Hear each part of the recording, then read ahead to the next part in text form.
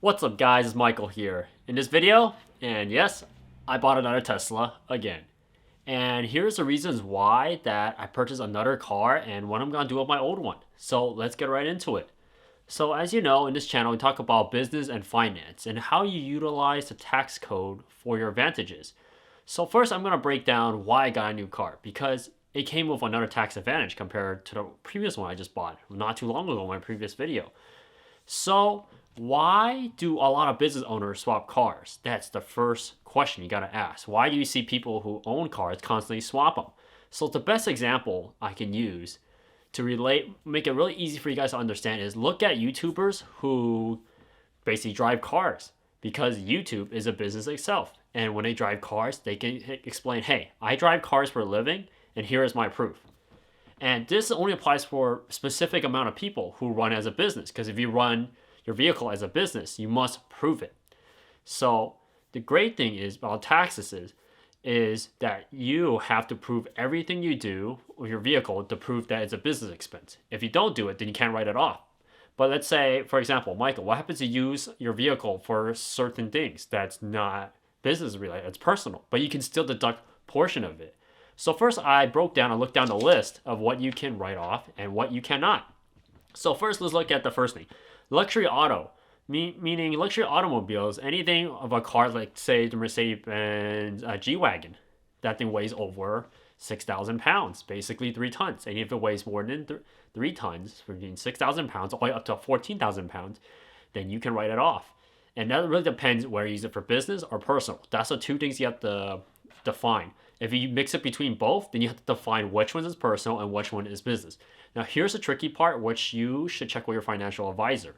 And when your financial advisor will always ask you for receipts and when you use for what miles did you drive from point A to point B.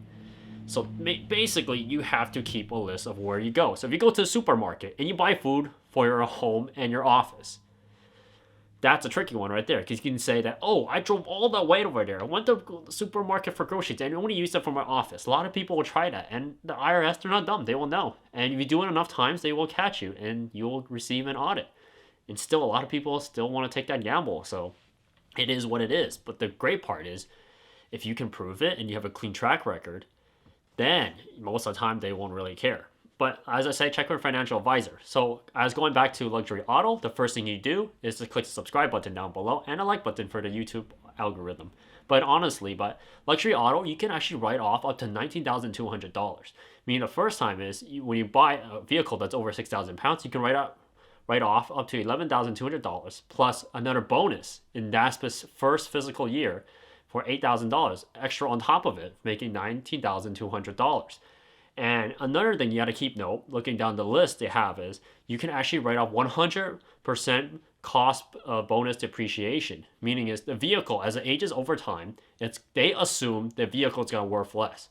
But keep in mind why people buy exotic cars and keep them in investment. For example, limited time Ferraris, limited time Lamborghinis, Porsches, McLarens, and other vehicles that assuming they go up in value, they never expect people to buy those vehicles, assuming they gain value. That's why vehicles can be an investment like a home. And going down the list, we look at depreciation. So this specifically I mentioned on top are mainly meant for business owners, people who run businesses. Unfortunately, as I mentioned many times, if you're an employee, you're pretty much in the bottom of the bottom. But keep in mind the good note is in this video that there's actually write-offs for if you're an employee. Even it's very minor, but you should still utilize it. There's a lot of other tax channels I mentioned, many other cost benefits, but this is specifically targeting for vehicle owners. So there are two types of write-offs for depreciation methods, and there's actually two types, which is called standard depreciation and the other one's called actual depreciation. Standard is basically the mileage you drive. The mileage you drive, you can actually write it off if you are an employee. So going from point A to point B, what did you do there? How many miles did you go? Then you use whatever formula that's given, which I don't remember on top of my head, but go take a look, ask your financial advisor, or if you use like a program on TurboTax, they'll basically explain it for you. Then you can write off the miles you go from there. That's a small amount, but the part is employees can do it, same thing as business owners. Here's one thing that employees cannot do. Going down a list is actual depreciations, meaning actual cost of running the vehicle. So you're looking at gas, you're looking at repairs, you're looking at maintenance. If you drive a Tesla, then you use electricity. Maybe you use tires, you use brakes, you have service upgrades. Maybe you have to change your air filter. The list goes on, and those will keep going. And those you can use for actual expenses, meaning it's only meant for business owners, unfortunately. And this also actually includes license, permits, and also vehicle registration, vehicle loan interest. Insurance is actually deductible also. Rent and lease payment on a vehicle. Why do a lot of business owners own cars for 3 years and they keep swapping? Because that is one of the reasons why. If they lease a vehicle, they can write off those cars' expenses. But keep in mind that they write it off, but they still have to spend the money too. The money will still go out, but they can get something else in return. As an employee, your money goes out and you only get very little in return. And you take a bigger loss compared to as a business owner. This also includes depreciation, which is a topic I'll go in another video because that's very long. And you can look at garage rent, meaning if you rent a space or you go out to like an event, but you have to pay for, let's say, a toll or parking fee, that can be written off as an actual vehicle expense.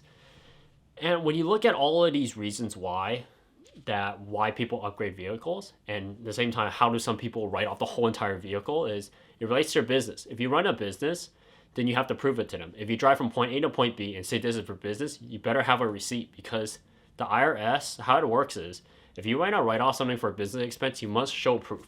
And doing my business and with my family business on taxes, there's a lot of things that people try to skirt and which they don't understand, and they still want to push it. They come back to me, it's like, hey, Michael, hey, I want to write off. I go into Beverly Hills to eat fancy dinners, and I see the bills, like, okay, how many times did you do it? You did it almost every single day for the next 30 days. And when you send me the receipts, it doesn't tell me who did you meet with. And they tell me, this is my business, this is my job. And I tell you, you have to write the names on there, and they don't do it. So when I see this, it drives me absolutely insane, because first of all, think about it. If you're sitting down in the IRS and you look at there's all these receipts coming on, all these bills, and the same goes how this applies for vehicles. It's like, hey, I drive from point A to point B. This is your business. How many miles did you go, and how can you prove it? That's the main part. You have to prove it. So sometimes a lot of people try to skirt around this and just make basically their financial advisor do all the work. But at the same time is, if you make too big of a mistake or make too big of a write-off, they'll know something is fishy. So you have to make it legitimate. Always keep it legitimate. If you're using it for business, use it strictly for business. If your vehicle is a hybrid in between, which is, I'll say, like 95% of people between personal and business use, then make sure to mark it down what is personal use and mark it down what is private use. If a vehicle is for a 100% business expense, which is, this can be another loophole right here that's actually created by the IRS. Let's say that you run a YouTube channel, like you're like CarWow, you're like Stradman, you're like Shmee. You drive your cars for business, your business on the YouTube channel. But at the same time, you park your cars at home, your business is registered at home. How can you prove this for personal expenses? That is a loophole right there that's been utilized by all the car channels, YouTubers. And honestly, since I shot a video on my previous Tesla, I can actually utilize that too, by meaning is shooting videos on there in my car, making financial videos, and you guys click the subscribe button down below and you can utilize it, which is absolutely insane. So there are ways to interpret how the IRS defines a vehicle's business expense. How is it used for? So to keep in mind, over summary of this is, look at as a vehicle as, are you using it for personal or using it for business? If you're using it for business, then how can you prove it? If you're using it for personal, you want to convert it to business or make it look like business, then how can you prove it? At the end, it's all about proving what do you do with your product and service. As for my vehicle coming in, I'll shoot an upcoming video when it delivers, and I'll do updates on how the vehicle is performing. As for my previous vehicle, my previous Tesla Model 3 long range, and it's doing just fine, but you know, it came out of the time that it was time to upgrade, because as a business owner, if you use all the tax utilization tools and all the write-offs you possibly can think of upon the time, then maybe sometimes it's good to reuse the same tool again, which I'm currently doing. And that's it for this video. I hope you guys like it. Please like, share, and subscribe. And I'll post more how-to videos on taxes. And as for which form and how do you calculate depreciation of vehicle, that is another video for another time, because you guys should stay tuned for it. Because if you guys decide to ever run a business, there's a bunch of reasons why you should. And this is one of them. Peace.